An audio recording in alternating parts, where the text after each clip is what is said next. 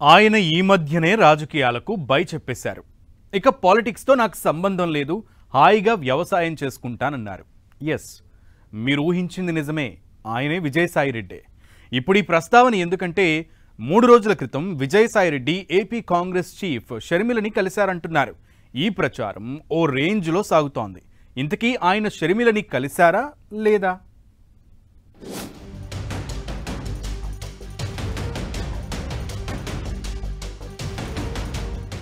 YS షర్మిలతో Vijayasai భేటీ.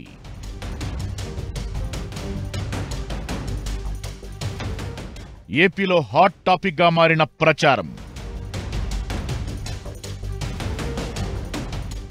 ఈ మధ్యనే వైఎస్ఆర్సీపీకి రాజకీయాలకు బై చెప్పేసిన రాజ్యసభ మాజీ ఎంపీ విజయసాయిరెడ్డి కదలికలపై ఆసక్తి వ్యక్తమవుతోంది. ఆయన ఏ పార్టీలోనూ చేరడం లేదని చెప్పినా తాజాగా ఓ ప్రచారం భారీగా సాగుతోంది. విజయసాయిరెడ్డి 3 రోజుల క్రితం హైదరాబాద్లో షర్మిల ఇంటికి వెళ్లారని, దాదాపు 3 గంటల పాటు భేటీ అయ్యారంటున్నారు. అక్కడే లంచ్ కూడా చేశారంటున్నారు. ఈ విషయం ఇప్పుడు అటు వైఎస్ఆర్సీపీ ఇటు కాంగ్రెస్ లో చర్చకి దారితీస్తోంది. అసలు నిజంగా భేటీ జరిగిందా లేదా అనే సంగతి కూడా ఇంకా ఎవరూ కన్ఫర్మ్ చేయలేదు.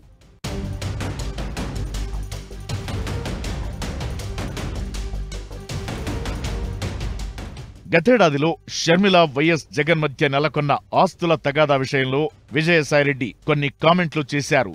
షర్మిల వేరే పార్టీ చేతిలో పావులా మారారని, జగన్ అన్యాయం చేయలేదంటూ విజయసాయి అప్పట్లో ప్రెస్ మీట్లు పెట్టారు.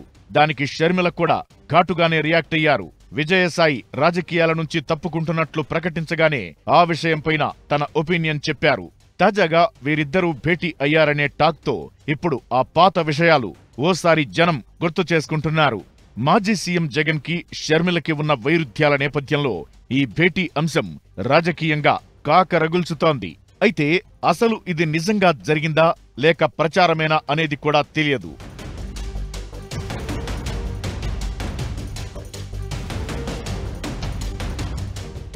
అయితే విజయసాయిరెడ్డి రాజకీయంగా తానిక యాక్టివ్గా కాదని చెప్పిన నేపథ్యంలో ఈ ప్రచారాన్ని చూడాలి. గతంలో చేసిన విమర్శలపై షర్మిలతో ప్యాచప్ కోసం కూడా వెళ్లారనే మరో వాదన ఉంది. అంతేకాదు వైఎస్ జగన్తో విభేదాలను పరిష్కరించుకునేందుకే ఈ భేటీ జరిగిందనే టాక్ మరో వెర్షన్ గా వినిపిస్తోంది.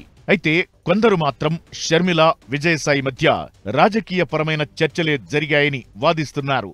ఒకవేళ భేటీ పొలిటికల్ పరంగానే జరిగి ఉన్నట్లయితే రాబోయే రోజుల్లో ఈ ఇద్దరు ఏం చేయబోతున్నారనే అంశం కూడా ఏపీ జనం మధ్య భారీగానే చర్చకు వస్తోంది.